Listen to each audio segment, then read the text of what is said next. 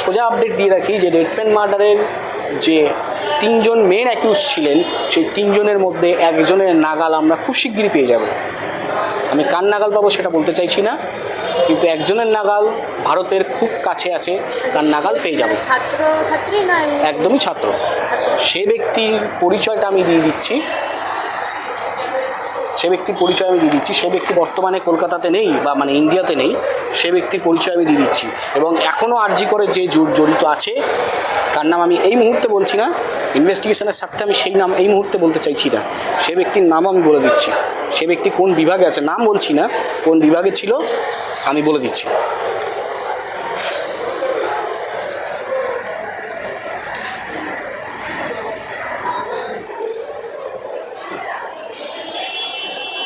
সে ব্যক্তি house staff আছে, house staff যিনি চলে গেছেন, ট্রমা কেয়ারের হাউস স্টাফ, আরজি করে ট্রমা কেয়ারের হাউস স্টাফ, যে বর্তমানে পলাতক, তার নাগাল খুব শিগগিরই আমরা পেয়ে যাব।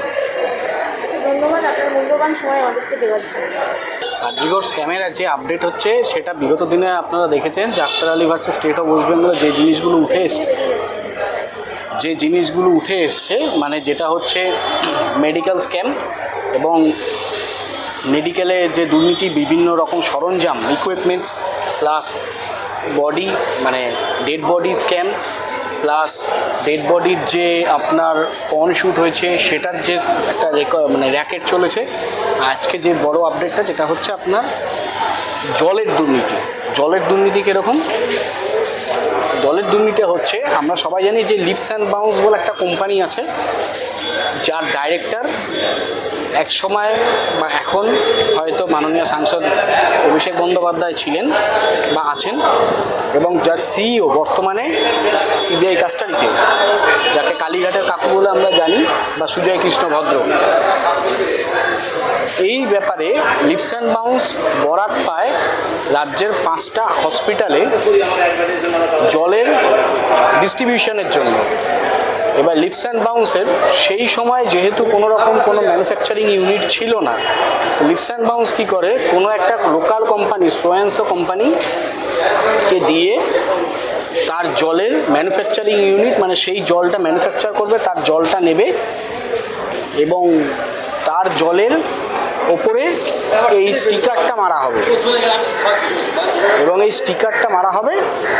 স্টিকারটা মারার পরে যে আপনার বাজারে বা সরকারি হসপিটালগুলোতে, রাজ্যের 5টা হসপিটাল আরজিকর সহ রাজ্যের সরকারি 5টা হসপিটালের ভেতরে এই জল সরবরাহ চলবে। তো যেহেতু যে সোয়ানসো লোকাল কোম্পানি, সেই লোকাল কোম্পানিকে যে জলের বরাত পাইয়ে দেওয়ার জন্য টাকা নেওয়া হয়েছিল লিপস অ্যান্ড বাউন্সের পক্ষ থেকে, পরবর্তীকালে তাকে প্রেশারাইজ করা হয় বেশি টাকা দেওয়ার জন্য এবং হুমকির কাছে লাস্টে সে লোকটাকে এরকমও বলা হয় যে হয় তুমি টাকা দেবে, না হলে তুমি অ্যারেস্ট করিয়ে দেওয়া হবে। সেই লোকটা বিপদে পড়ে একটা কমপ্লেন করে, এটা তার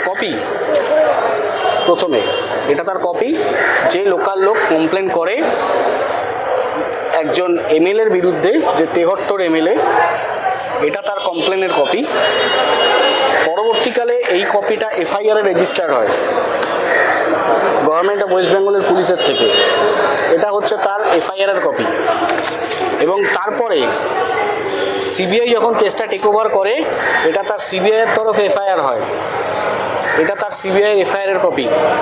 এখানে পরিষ্কার লেখা আছে এই যে office of the superintendent of police, CBI ACB special division Kolkata, এটা তার কপি। এবং এর সাথে কার নামে যুক্ত করা হয়, কপিটা করা হয় তাপস সাহা এমএলএ তেহট্ট, এই হচ্ছে তার কপি, তাপস সাহা এমএলএ তেহট্ট।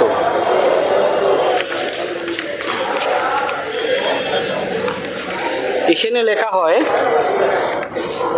আমি এই কপির যদি 9 নম্বর পাতায় চলে যাই, তাহলে 9 নম্বর পাতায় এখানে লেখা হয়, এখানে টাকার অঙ্ক দেওয়া আছে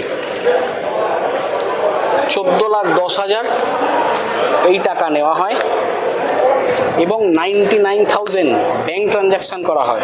আর এই 14,10,000 যেটা নেওয়া হয় সেটা হচ্ছে ক্যাশ ইন হ্যান্ড। আর ব্যাংক ট্রানজ্যাকশন হয় 99,000-এর।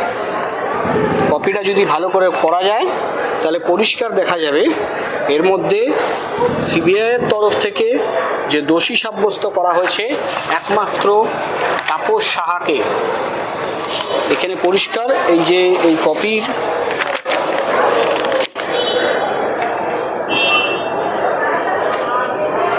দু নম্বর পাতায় 6 নম্বর page, the substance of allegation in FIR is that principal accused MLA and 3 of his associates accept huge sums of money running into crores of rupees from various person। এইটা হচ্ছে তার copy. এখানে তার দোষী সাব্যস্ত করা হয়। এখানে এবার প্রশ্ন এসে যায়, তাপস সেন নিশ্চয়ই, তাপস সাহা যে তেহট্টর এমএলএ, এর সাথে ওনার মানে কীর্তিমান পুরুষ, মানে কীর্তিমান বয়স ভদ্রলোক, ওনার আরও কীর্তি আছে। প্রাইমারি টিচারেও ওনার জড়িত, স্কুল পিটিটিআইতেও জড়িত, এবং এর মধ্যে শুধু তাই নয়, এর মধ্যে এটাও উল্লেখ করা হয়েছে particular from the complaint promising jobs in the primary, secondary and higher secondary school in the state। এটা তার copy.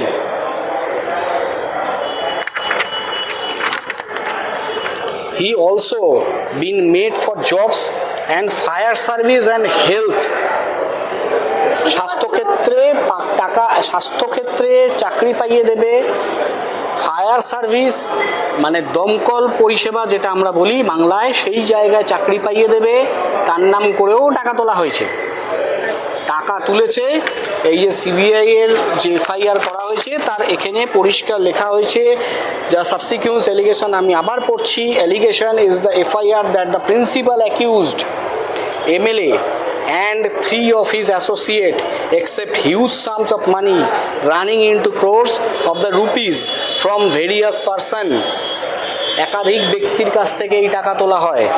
Particular from the complainant promising jobs in the primary, secondary, higher secondary schools in the state, মানে West বেঙ্গলে।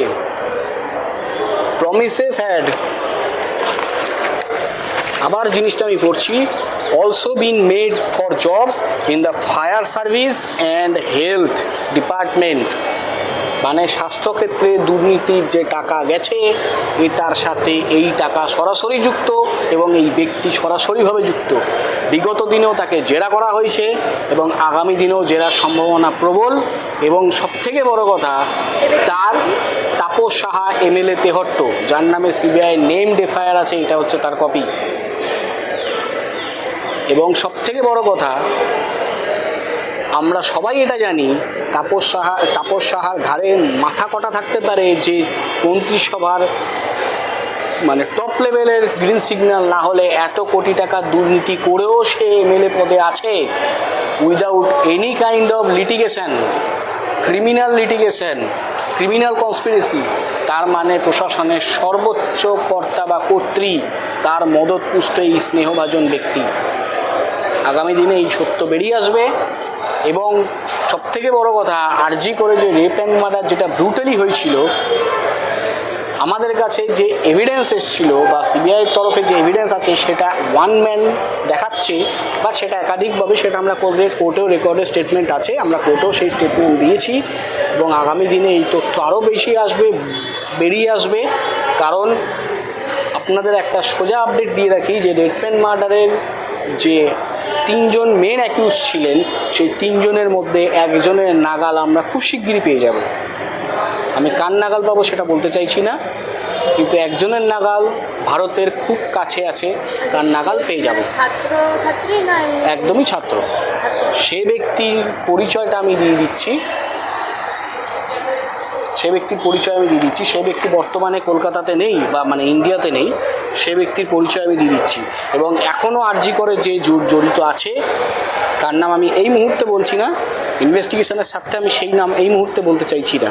সে ব্যক্তির নামও আমি বলে দিচ্ছি, সে ব্যক্তি কোন বিভাগে আছে, নাম বলছি না, কোন বিভাগে ছিল আমি বলে দিচ্ছি।